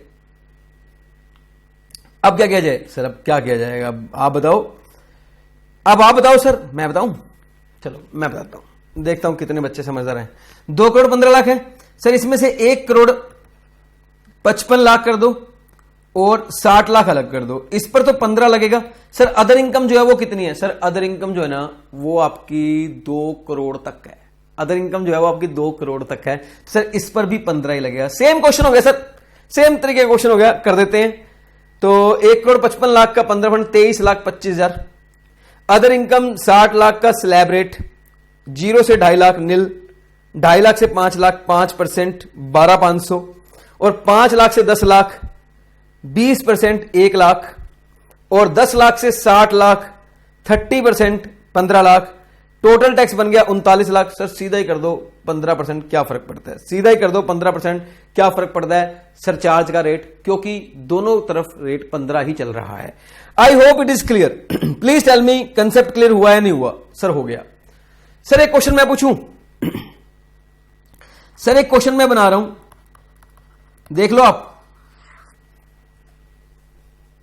इधर देख लो। एक क्वेश्चन मैं बना रहा हूं, एक क्वेश्चन आपके लिए मैं बना रहा हूं, और सर जो बंदा इस क्वेश्चन का सही जवाब देगा, मैं इसका आंसर नहीं दूंगा, मैं इसका आंसर बिल्कुल नहीं दूंगा। इसका आंसर आपको कमेंट बॉक्स में देना है। यूट्यूब पे ये वीडियो आप देख रहे हो और आप इसका आंसर कमेंट बॉक्स में दोगे, और जो बंदा इसका आंसर सही देगा ना उसको मेरी तरफ से प्राइज मिलेगा। अब प्राइज बहुत बड़ा नहीं देने वाला यूट्यूब से पढ़ा रहा हूं ना, तो ज्यादा प्राइज क्या देना। लेकिन एनीवेज, अगर आपने इसका जवाब सही दिया ना तो मैं आपको पेटीएम करूंगा 100 रुपीज, गारंटेड। मैं देखना चाहूंगा आप इसका आंसर सही कर देते हो नहीं कर देते हो। 100 रुपीज का पेटीएम करूंगा आपको। ये क्वेश्चन है मेरा, short term capital gain under section 111A मेरा है, मान लो 1,80,00,000,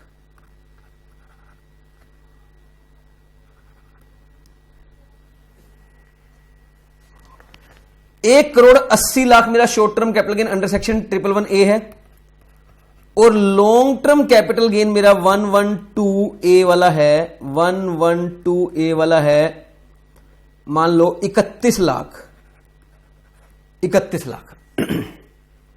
ठीक है, बस यही मेरी इनकम है, यही मेरी इनकम है, यही मेरी इनकम है।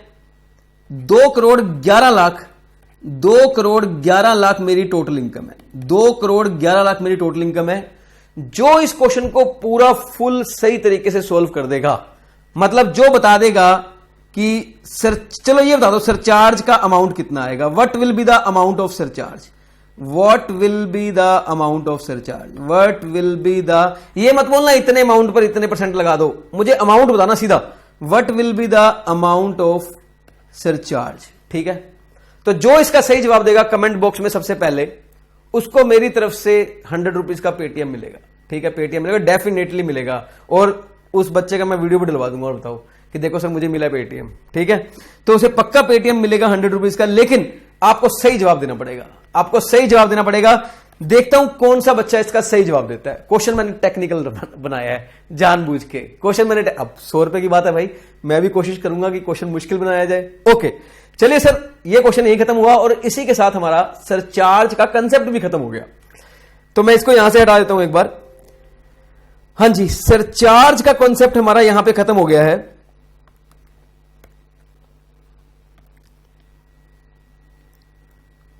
ये सरचार्ज के सारे क्वेश्चन मैंने इसमें डाले हुए हैं पीडीएफ में, सारे क्वेश्चन मैंने पीडीएफ में डाले हुए हैं, आप देख सकते हो। यस सर, नेक्स्ट अमेंडमेंट जो हमारी है वो है rebate under section 87 capital A.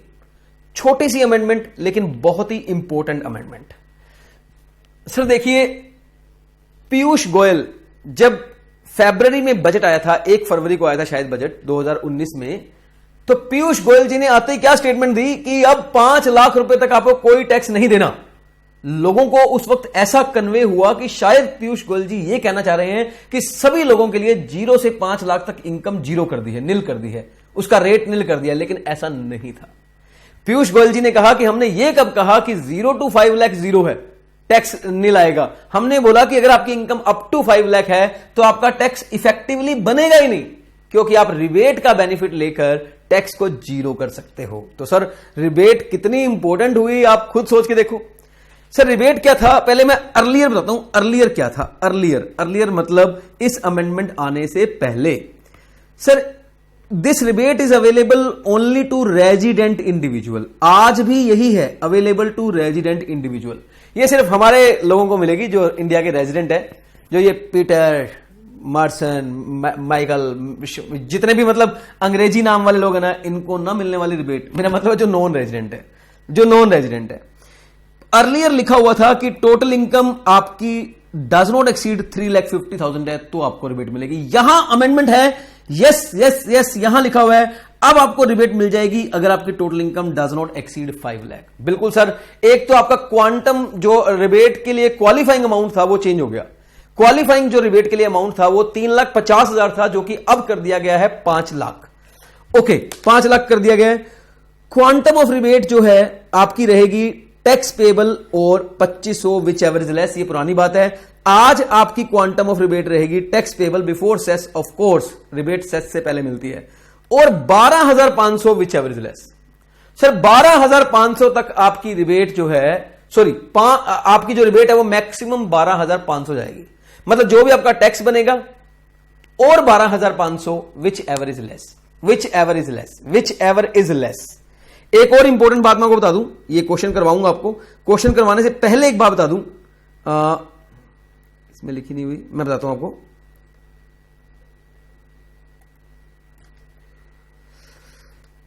Very very important बताने वाला हूं।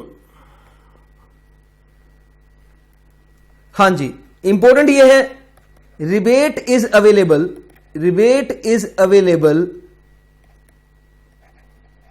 Available from all types of income except long term capital gain under section 112A। Long term capital gain 112A वाला है तो उसमें से रिबेट नहीं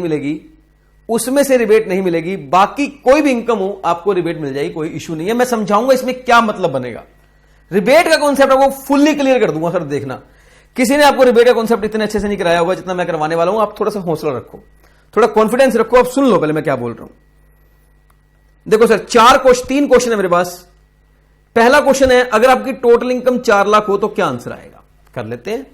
सर 2.5 लाख तक तो इनकम माफ होती है, माफ है। 2.5 लाख से लेकर 4 लाख तक का रेट 5%, ये होगा सर 1.5 लाख। 1.5 लाख का 5% होगा 7500। टैक्स लाइबिलिटी बन गई सर 7500। टैक्स लाइबिलिटी बन गई 7500। सर अगर टैक्स लाइबिलिटी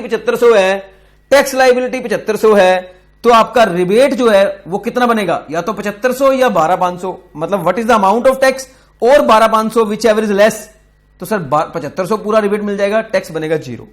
यस सर, इसका मतलब अगर आपकी टैक्स लाइबिलिटी, अगर आपकी टोटल इनकम 4 लाख हो, अगर आपकी टोटल इनकम 4 लाख हो तो जो आपका टैक्स लाइबिलिटी आएगी वो 0 आएगी, टैक्स लाइबिलिटी। अरे सर पीयूष गोयल जी ने तो ये तक कहा था कि अगर आपकी टोटल इनकम 5 लाख हो तो भी आपकी टैक्स लाइबिलिटी 0 ही आएगी, देखो टोटल इनकम 5 लाख है, 0 से 2.5 लाख कितना हो गया? नील आ गया। 2.5 लाख से 5 लाख का डिफरेंस 2.5 लाख, 2.5 लाख का 5% 12,500। सर टैक्स अमाउंट आपका 12,500 आ रहा है। अब टैक्स का अमाउंट आपका 12,500 आ रहा है तो रिबेट मैक्सिमम कितनी मिल सकती है? ये गलती से 7500 लिखा हुआ है। रिबेट आपको मिल सकती है 12,500 जितना टैक्स का अमाउंट है, और 12,500 मतलब ऑब्वियसली मैक्सिमम रिबेट 12,500 है तो पूरी 12,500 मिल जाएगी। टैक्स आपका 0 बन जाएगा। प्लीज टेल मी, आपको 5 लाख रुपए तक की टैक्स जो है वो 0 हो जाएगा। इसकी सच्चाई क्लियर होगी सर? तो बताइए सर 5 लाख के टैक्स पर, 5 लाख की इनकम पर टैक्स 0 क्यों हुआ है? क्योंकि 5 लाख तक एग्जेम्प्ट है या रिबेट की वजह से? रिबेट की वजह से। सपोज आपकी टोटल इनकम 6 लाख है, तो कितना टैक्स आएगा? अब सर बहुत टैक्स आएगा। अब टैक्स अच्छा खासा आएगा क्योंकि रिबेट नहीं मिलेगी आपको। 0 से 2.5 लाख नील आ गया। 2.5 लाख से 5 लाख 5%, 12,500 आ गया। 5 लाख से 6 लाख 1 लाख 20%, 20,000 आ गया, 32,500। रिबेट नहीं मिलेगी आपको, रिबेट नहीं मिलेगी। क्यों?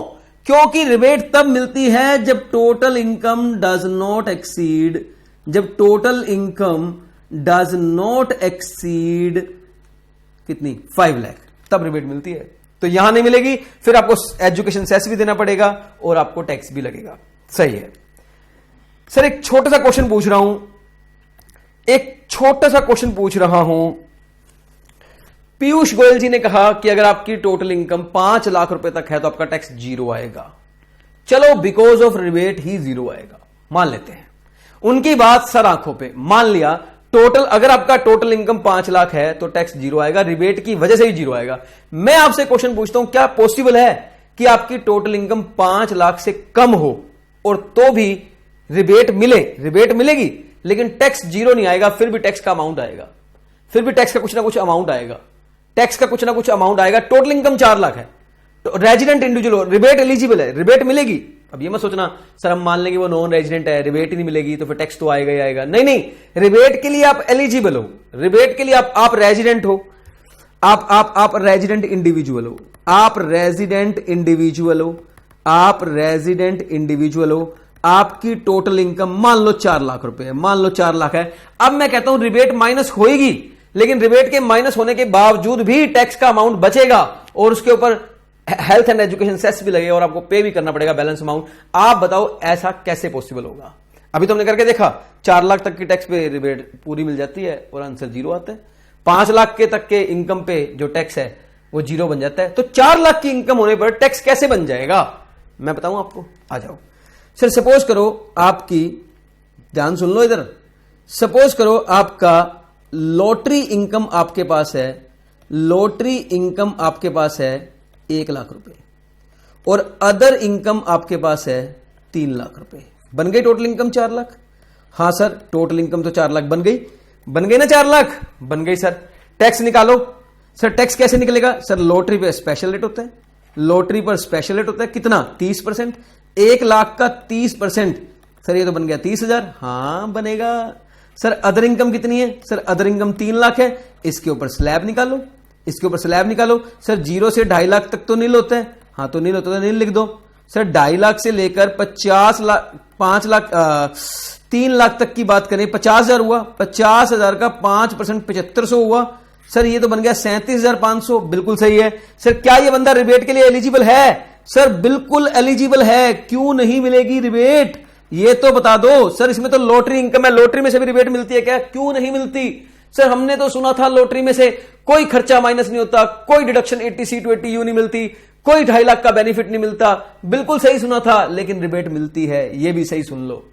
क्या बात कर रहे हो सर? हाँ सही बात कर रहा हूं, लॉटरी में से रिबेट मिलती है। सर कैसे पता आपको? सर वहां लिखा था रिबेट सिर्फ long term capital gain under section 112A में से नहीं मिलती, बाकी सब में से मिलती है। लॉटरी में से भी रिबेट मिलती है, मैंने बता दिया आपको। मुझे नहीं पता आपको ये बात पहले से पता है नहीं पता, लेकिन मैंने बता दी। रिबेट मिलेगी 12,500 की रिबेट मिलेगी सर। ये आपका बच जाएगा 25,000 रुपए। इसके ऊपर फिर आपको 4% सेस लगाना पड़ेगा एंड द रेस्ट टोटल जो आएगा वो आपको गवर्नमेंट को पे करना पड़ेगा आफ्टर राउंडिंग ऑफ, टैक्स को राउंड ऑफ करने के बाद।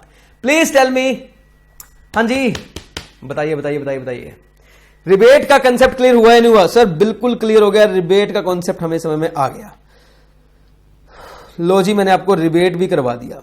अब सुनिए sir, rate of tax on domestic company. Wow, the next amendment is rate of tax on domestic company applicable in case of domestic company. पहले बताता हूं अमेंडमेंट से पहले क्या था। मेरी बात सुनना सर बड़े ध्यान से, मेरी बात सुनना। पहले क्या था? पिछला साल कौन सा था सर? पिछला साल था प्रीवियस ईयर, पिछला साल था हमारा प्रीवियस ईयर 18-19। सही है 18-19 है ना? पिछले साल ये लिखा था कि 18-19 की इनकम पर, देखो जो डोमेस्टिक कंपनी होती है ना, डोमेस्टिक कंपनी, उस पर जनरली जो रेट ऑफ टैक्स होता है वो 30% होता है। पहले मेरी बात समझ लो, जो डोमेस्टिक कंपनी होती है उसके ऊपर जनरली जो रेट ऑफ टैक्स होता है वो 30% होता है। ठीक है सर, समझ गए। लेकिन यहां पर ना उन्होंने एक बेनिफिट दिया कि जो रेट ऑफ टैक्स है वो हो जाएगा 25%, एक शर्त पर। हमने बोला कौन सी? बोले अगर प्रीवियस ईयर 16-17 की ग्रोस रिसीप्ट या टर्नओवर, इनकम हम 18-19 की ही लेंगे। इनकम जो आएगी, जो आपकी इनकम है वो तो 18-19 की ही होगी, लेकिन इस पर 25% हम तब लगाएंगे अगर फाइनेंशियल ईयर यानी कि प्रीवियस ईयर 16-17 की जो टर्नओवर है वो लेस देन या इक्वल टू 250 करोड़ है। इनकम हम 16-17 की नहीं ले रहे हैं, 18-19 में मेरे भाई तूने जो भी कमाया था उस पर 25% लगा देंगे, लेकिन क्या तेरी 16-17 की टर्नओवर 250 करोड़ या उससे कम थी? अगर हां तो लगा देंगे, वरना फिर 30%। अब अमेंडमेंट क्या है? अमेंडमेंट यह है कि प्रीवियस ईयर 19-20 में उन्होंने यह बोला है, प्रीवियस ईयर 19-20 में उन्होंने बोला है कि रेट 25% लगा देंगे, इनकम प्रीवियस ईयर 19-20 की ही होगी, इनकम प्रीवियस ईयर 19-20 की होगी, लेकिन इस बार आपका फाइनेंशियल ईयर 17-18 की जो टर्नओवर है वो लेस देन और इक्वल टू 400 करोड़ होनी चाहिए। तो अमेंडमेंट क्या है? पहले हम 16-17 की टर्नओवर देखते थे, अगर वो 250 करोड़ या उससे कम है तो फिर करंट ईयर की इनकम पर 25% का रेट लगाते थे इंस्टेड ऑफ 30%। इंस्टेड ऑफ 30% हम 25% का रेट लगाया करते थे। जबकि अब क्या अमेंडमेंट आई है? अब अमेंडमेंट यह है कि 19-20 प्रीवियस ईयर में जो आप कमाएंगे उस पर 25% का बेनिफिट दे देंगे आपको, लेकिन फिर आपकी जो 17-18 की टर्नओवर है वो आपकी जो है कितनी होनी चाहिए? 400 करोड़ या उससे कम होनी चाहिए। तो अमेंडमेंट यह है सर कि आपकी टर्नओवर 250 करोड़ से 400 करोड़ का लेवल कर दिया। मतलब इन्होंने और ज्यादा बेनिफिट दिया है। पहले आप सिर्फ उन्हीं कंपनियों को 25% का बेनिफिट दे पाते थे जिनकी टर्नओवर उस पर्टिकुलर ईयर में सिर्फ 250 करोड़ तक थी। अब वो 400 करोड़ तक भी है तो भी वो आपको बेनिफिट 25% का दे रहे हैं। तो एक तरह से कॉर्पोरेट एसएससी को बेनिफिट मिल रहा है। हां जी, अब हम पढ़ेंगे नेक्स्ट सेक्शन, सेक्शन 115BAA। हालांकि इसके बाद एक और सेक्शन है 115BAB। देख लो, दो सेक्शन है मेरे पास, 15BAA और 15BAB। सर मैं आपको पहले एक बात बताऊं, मेरी बात सुनोगे पहले बड़े ध्यान से। सर ये सेक्शन ना दोनों 115BAA और 15BAB इंटर लेवल के एग्जाम में नहीं आएंगे। भाई देखो, बहुत ही कम चांस है कि एग्जाम में आ जाए, मुझे नहीं लगता ये एग्जाम में आने चाहिए। सीएस एग्जीक्यूटिव और सीएमए इंटर वाले भूल जाओ, उनके एग्जाम में बिल्कुल नहीं आने वाले। सीए एग्जाम में शायद ये एग्जाम में थोड़ा बहुत आने के चांस हो जाए तो हो जाए, वरना नहीं होंगे। क्या सेक्शन बताऊं आपको सेक्शन बताऊं थोड़ा सा। क्या सुनो, इन्होंने बोला है सेक्शन 115BAA में tax on income of certain domestic company. Certain domestic company, कौन सी सर्टन डोमेस्टिक कंपनी नाम बताऊं? देखो क्या लिखा है इन्होंने, करंटली। बोले आज की बात करें, यहां से अमेंडमेंट है हमारी। अमेंडमेंट जो है ये नया सेक्शन है, ये नए सेक्शन है, यहां से इफेक्टिव होंगे सेक्शन। ये पुरानी बात बोलेगा, पुरानी बात, ये पुरानी बात है, ये पुरानी बात है, पुरानी बात। ठीक है, कह रहे करंटली आज की बात करें तो domestic company are chargeable to tax at the rate of 25%। अगर उनकी टर्नओवर फाइनेंशियल ईयर 17-18 की डज नॉट एक्सीड 400 करोड़ है, अदरवाइज टैक्स 30% ही लगेगा plus applicable surcharge plus cess. ठीक है, वो कह रहे हैं in order to provide relief domestic company 115BAA has been newly inserted in the income tax act 1961 with effect from assessment year 2021 to provide. अब यहां से शुरू कर रहा है सेक्शन, प्रोवाइड सेक्शन यहां से शुरू कर रहे हैं। वो कह रहे हैं to provide an option to domestic company to pay tax at the rate of 22%। 25 मांग रहे थे ना ऊपर, या 30 मांग रहे थे, 22 मांगेंगे। सुनो डोमेस्टिक कंपनी वालों, तुम ना टैक्स 25 दो ना 30 दो, 22% दे दो। डोमेस्टिक कंपनी ने कहा 22%, और बोले सुनो तुमसे सरचार्ज भी फ्लैट लेंगे 10%, whatever your total income. Total income कितनी भी हो, सरचार्ज का रेट 10% ही रहेगा, सरचार्ज का रेट 10 ही रहेगा, बता रहे हैं आपको, और सेस 4% लेंगे। ये फ्लैट है 10% सरचार्ज। मैं पेपर में 1 नंबर में यही क्वेश्चन आना, सुन लो, यही क्वेश्चन आना पेपर में। क्या बोलना उन्होंने बोलना है जो डोमेस्टिक कंपनी जिनको 22% का बेनिफिट दिया गया है उनके लिए सरचार्ज का रेट क्या है, लिखा हुआ है एज पर इनकम 15%, 10%। आपने बोला फ्लैट 10%। कह रहे 22% का बेनिफिट लेना है, आपने कहा जी हां लेना है। कह रहे फिर एक कंडीशन माननी पड़ेगी। बोले क्या? बोले आपको ये जो नीचे हमने इतने सारे नाम लिखे ना, इनका बेनिफिट आप नहीं लोगे, इनका बेनिफिट आप नहीं लोगे, इनका बेनिफिट आप नहीं लोगे, ये एग्जामिशन आपको छोड़नी पड़ेगी। However the option to avail the benefit of section 115BAA shall be available only when the total income of the company is computed without providing the following deductions and एग्जामिशन।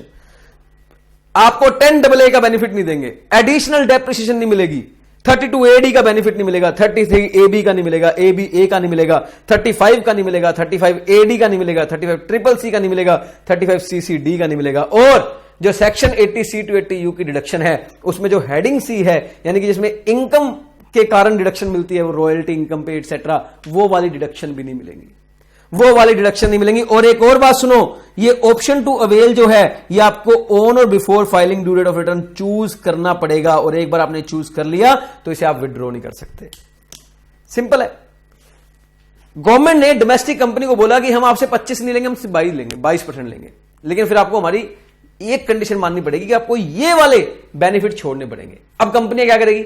अब कंपनियां करेंगी, जब भी अपनी पूरी इनकम कमा लेगी ना साल का डोमेस्टिक कंपनी, तो वो क्या करेगी, पहले बोलेगी अपने चार्टर्ड अकाउंटेंट को, बोलेगी एक तो निकाल इन एग्जामिशन को बिना लिए हमारी टोटल इनकम कितनी आती है, और उसका टैक्स 22% के हिसाब से कितना बनता है। वो बोलेगा जी निकाल दिया। दूसरा निकाल इन एग्जामिशन को क्लेम करने के बाद हमारी टोटल इनकम कितनी आती है, और 25 या 30 एज द केस में भी, वो फाइनेंशियल ईयर 17-18 400 करोड़ वाला केस, उसके हिसाब से हमारी टोटल इनकम के बाद टैक्स कितना बनता है। उन दोनों में जो ज्यादा बेनिफिशियल होगा ना, वो उसको चूज करेंगे, वो उसको चूज करेंगे। लेकिन एक बार चूज कर लिया फिर वो विड्रॉ नहीं कर सकते, पूरी लाइफ टाइम उन्हें वैसे ही चलना पड़ेगा। मैंने बता दिया आपको, सेक्शन 115BAA करवा दिया। अब मैं BAA था या BBA था, BAA करवा दिया। अब मैं सेक्शन 115BAB करवा रहा हूं, tax on income certain new domestic manufacturing company. ये वाला पॉइंट सिर्फ मैन्युफैक्चरिंग कंपनी के लिए है, सेम पॉइंट है, बस खाली मैन्युफैक्चरिंग के लिए है। टैक्सेशन लॉज अमेंडमेंट ऑर्डिनेंस 2019 ने एक सेक्शन 515BAB इंट्रोड्यूस किया है असेसमेंट ईयर 2021। मैं बताऊं, मोस्ट ऑफ द टीचर ने, जो इंटर लेवल के टीचर है ना, उन्होंने ये वाला पॉइंट एक्सप्लेन नहीं किया होगा आपको। ये दोनों 115BAA और BAB एक्सप्लेन नहीं किया होगा, लेकिन मैं कर रहा हूं और आपको पढ़ना भी है एक बार, क्योंकि एग्जाम में आ सकता है। मैं कहता हूं आने के चांस कम है, लेकिन आ सकता है। The Taxation Laws Amendment Ordinance 2019 has inserted section 115BAB under the Income Tax Act 1961 with effect from assessment year 2021 to provide an option to pay tax 15%। लो, ये कह रहे अगर आपकी मैन्युफैक्चरिंग कंपनी है तो 15 ही दे दो, फिक्स रेट 15%। वाह, सरचार्ज 10, सेस 4% फ्लैट, सरचार्ज 10 ही लगेगा फ्लैट, इनकम कितनी भी हो। लेकिन अगर आपको ये 15% का बेनिफिट लेना है तो कुछ कंडीशन है। एक, आपकी ये वाली डोमेस्टिक कंपनी 1 अक्टूबर 2019 के बाद मैन्युफैक्चरिंग हुई हो। दूसरा, आपको तभी मिलेगा जब आप वही वाली डिडक्शन छोड़ोगे, सब कुछ वही लिखा हुआ है, वो आपको डिडक्शन छोड़नी पड़ेंगे आपको। Further the option to avail, और देखो ये लिखा हुआ है, it should commence manufacturing activity 1 October 2019 but before 23 it is not formed by splitting up. Splitting up का मतलब ये कंपनी नहीं होनी चाहिए, दोबारा टूटी हुई कंपनी नहीं बनी होनी चाहिए। It does not use any old plant and machinery, it does not use any old building, जिसे पहले आपने होटल या कन्वेंशन सेंटर में यूज किया हो।